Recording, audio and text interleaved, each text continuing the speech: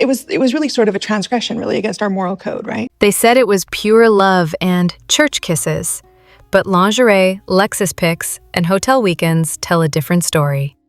So much focus on lingerie. At least it was. Because nothing says restraint like a year-long courtship featuring Robyn in $30,000 worth of Victoria's Secret lingerie, posing in stilettos against Kody's Lexus. Allegedly, An 80s song, because that's her favorite genre of music. It's Keep Your Hands to Yourself by Georgia Satellite. they just held hands and kept things pure, all while Kody, strapped for cash, drove 5 hours every weekend, leaving behind 13 children and 3 wives to pursue this picture-perfect display of modesty. Hotel stays? Highly unlikely. The woman who once had sex before marriage and got pregnant by her sister's younger boyfriend is now the poster child for chastity? That doesn't exactly track. There's a far more believable version, one involving wine, adult content, and no shortage of physical contact. That courtship looked a lot more like a full-blown affair. The polished engagement photos left out the most telling one. Stilettos, seductive pose, leaning on Kody's car, a missed opportunity really, because that image said it all. This relationship was never about spiritual foundations. It was about appearances. And let's not forget the infamous moment when they kissed while Christine was giving birth. We didn't kiss until over the altar because I didn't feel right about kissing a married man. And so to me, the fact that he had kissed Robyn was devastating. Is that supposed to count as a church kiss too? It's hard to argue for purity when the timeline is riddled with inconsistency. It was really sort of a transgression, really, against our moral code. Claiming religious devotion while engaging in a clearly physical relationship doesn't hold up under scrutiny. I moved in with Robyn when my dad and Robyn were first courting because she needed some help with the kids for school, around the house, so I lived with her for a few months. 2 adults with past relationships, spending weekends together, and they did nothing physical for a whole year? That strains credibility. I think him going down to see Robyn is tearing us apart a bit. The other wives may not have said much, but it's hard to believe they didn't know exactly what was going on. House tools, lingerie. Kitchen tools, lingerie. I thought the way they did it. As for the $30,000 figure, to clarify, that was total debt. Victoria's Secret was just one part of it. Still, the image was clear.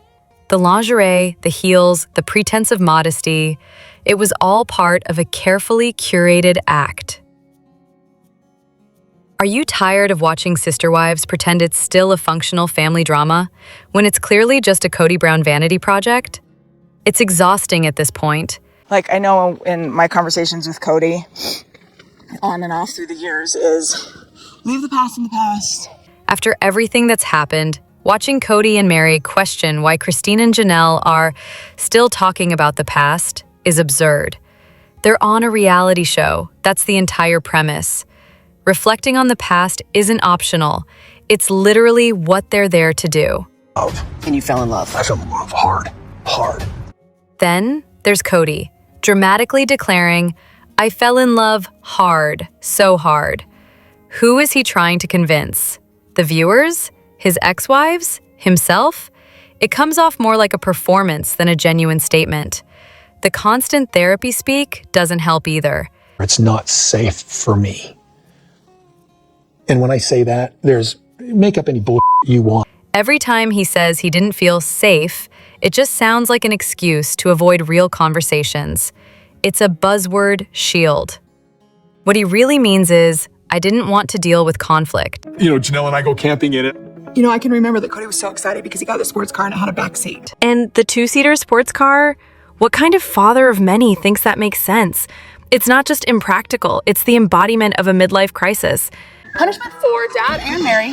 It's a staring contest. Whoever blinks first loses. Oh, I'm getting out of the way, man. We're gonna be the refs. Okay. Then there's the infamous stare down.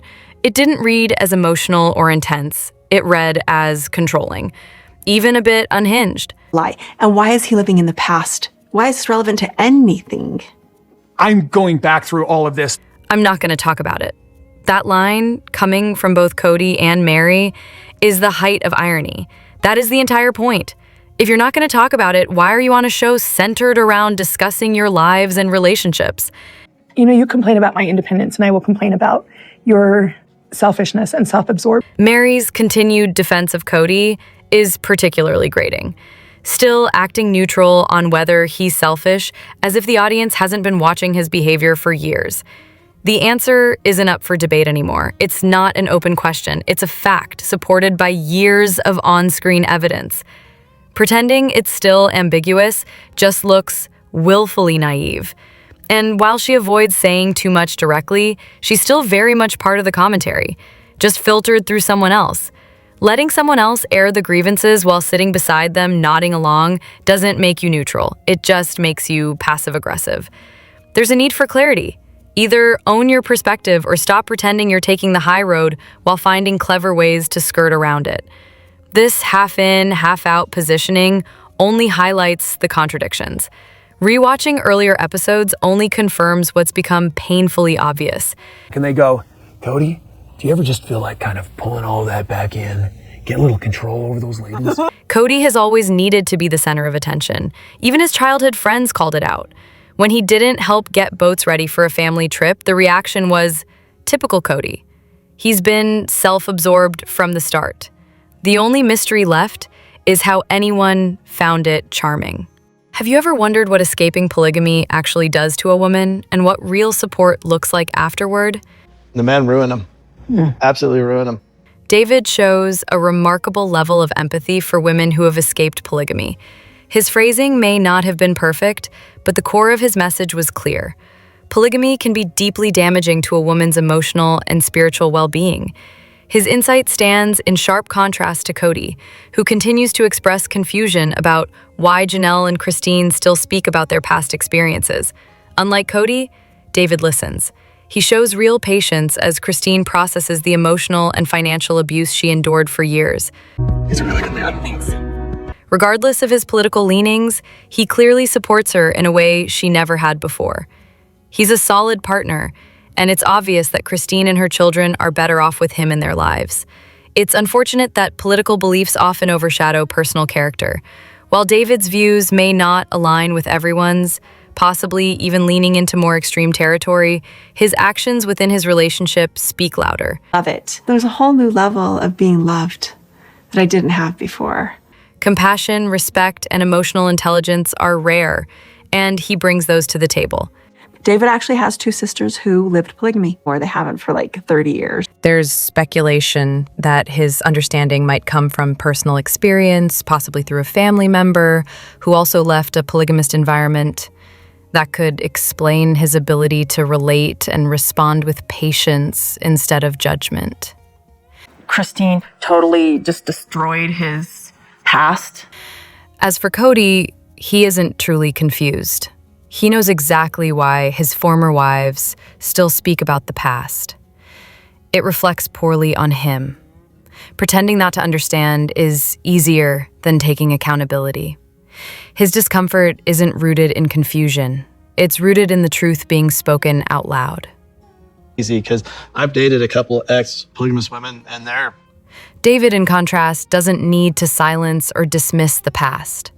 He allows space for healing. His words about the damage polygamy does weren't about women being ruined for other men. They were about the loss of self-worth and confidence. The intent was clear, even if the delivery wasn't polished.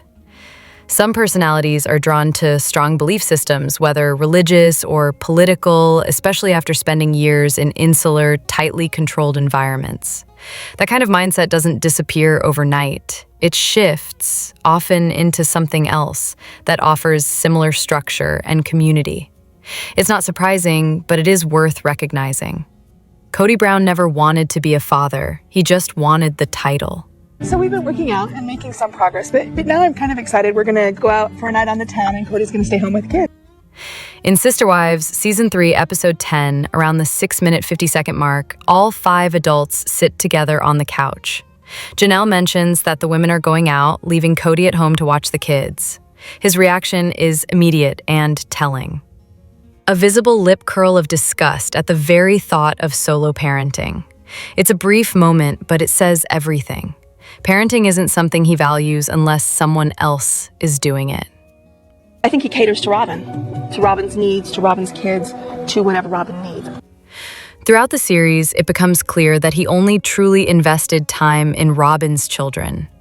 The older kids, Aspen, Logan, and Leon, took on responsibilities far beyond their years. And this time I'm taking Madison and Aspen. They're actually going to babysit a little bit. Aspen and Logan helped raise their siblings. Leon was left largely to self-manage. Meanwhile, Kody's contributions rarely extended beyond grilling and often burning meat. In a later season, he even remarked that he could pay someone $20 to watch his kids because his time was better spent working. That mindset reflects more than poor judgment. It reflects a fundamental disregard for the value of fatherhood. To him, watching his own children isn't parenting, it's babysitting, and only until the mother's return. And somehow he expects recognition for that minimal involvement. This attitude isn't an outlier. It aligns with the patriarchal norms of the culture he came from. Within the AUB, parenting and domestic duties are considered women's work. Men may interact with children occasionally, but the responsibility of raising them is rarely theirs to bear. A woman's worth is often tied to the man she stands behind. The structure reinforces male control, cloaked in the language of faith, further diminishing women's autonomy and normalizing emotional neglect. I mean, that's what I felt like. I mean, you're like, my boys have to apologize to Robyn. Even after distancing himself from the religious system, Kody's behavior remains rooted in those same self-centered values. His actions reflect a consistent pattern: avoid responsibility, deflect accountability, and demand praise for the bare minimum. In the end, the issue isn't just bad parenting. It's a deeply ingrained sense of entitlement, reinforced by a belief system that enabled it. Robyn isn't just twisting the truth. She's rewriting history on a show that literally films everything. Oh, that's not true. I remember pitching in too.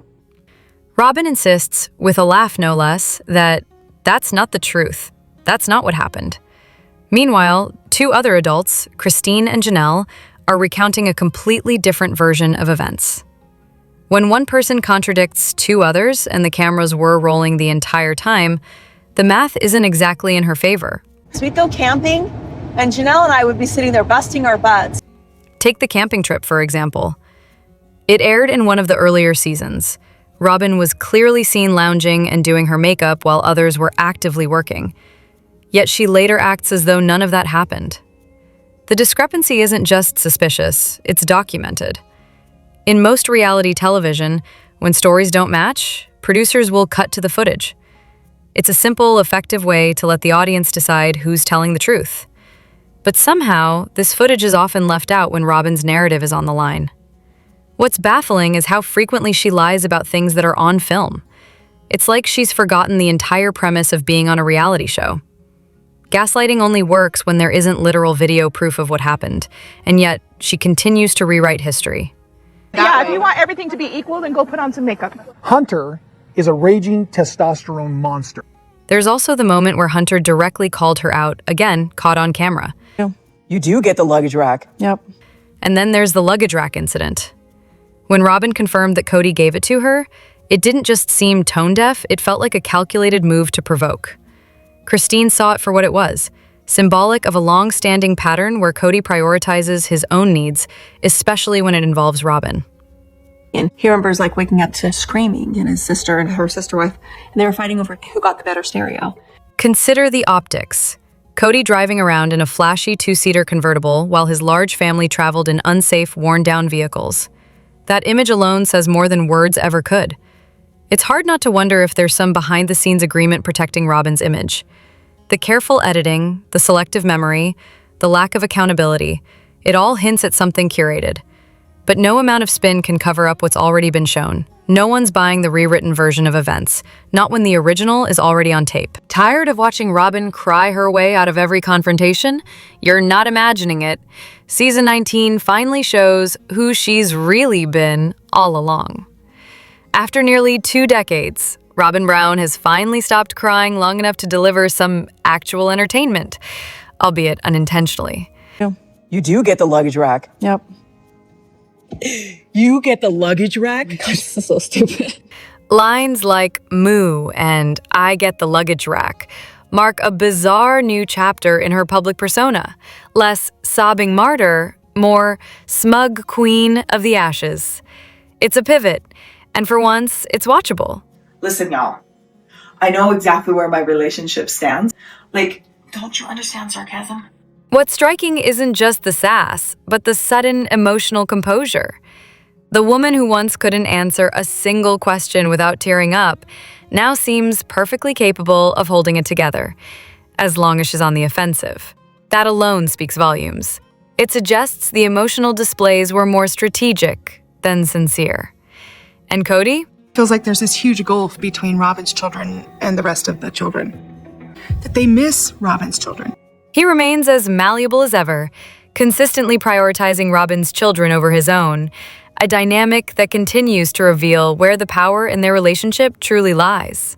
Had the fourth wife been someone genuinely interested in family unity, the entire trajectory might have been different.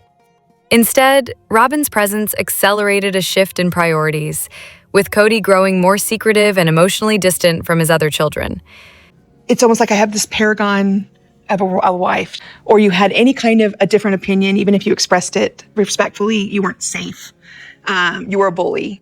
It's a pattern recognizable in families impacted by a partner who seeks to isolate and monopolize affection, and it leaves lasting damage.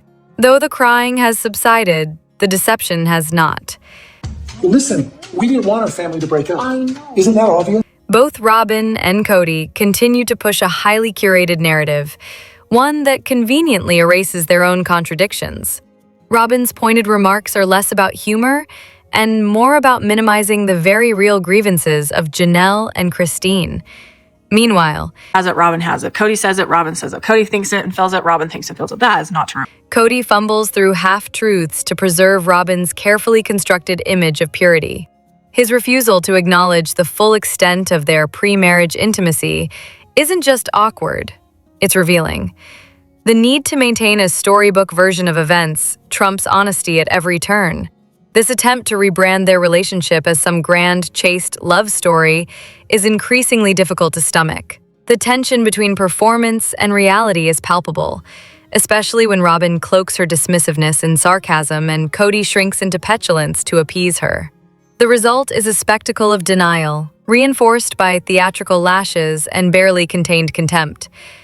The shift in tone may offer a break from the tears, but replacing melodrama with smug detachment is hardly an upgrade. Why do you think you get the luggage rack? I don't know, maybe I put my luggage up there first. I don't know, I'm trying to remember. Without accountability or self-awareness, any newfound boldness rings hollow. The narrative remains as controlled and unconvincing as ever.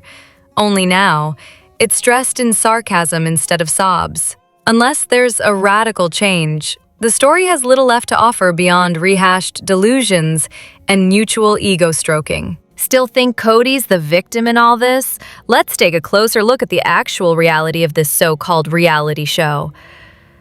It's so interesting because Kody throws around that's like, you're not loyal, you don't respect me. And I'm like, I'm thinking that's a two-way street, buddy.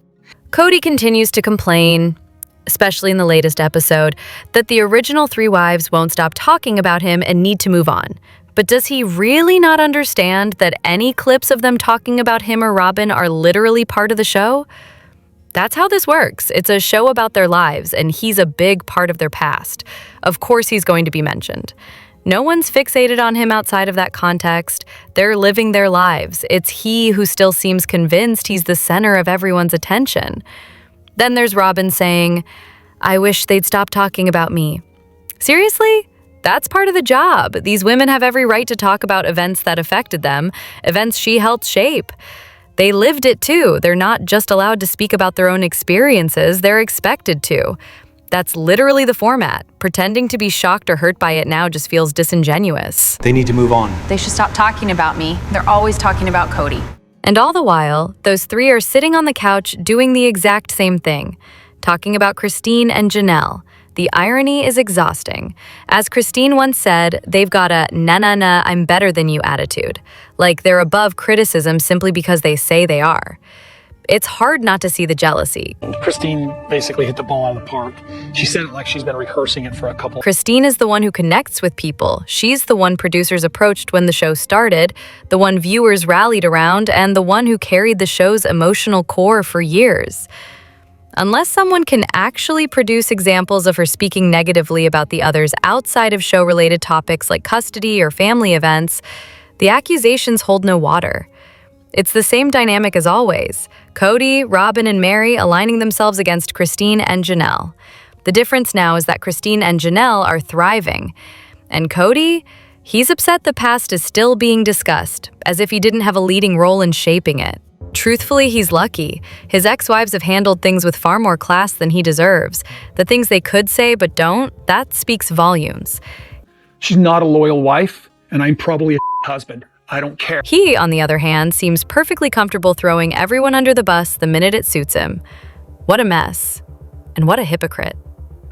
Let me know what you think in the comments. Don't forget to hit that like button and subscribe to my channel. I'll see you in the next video. Take care and much love to you all.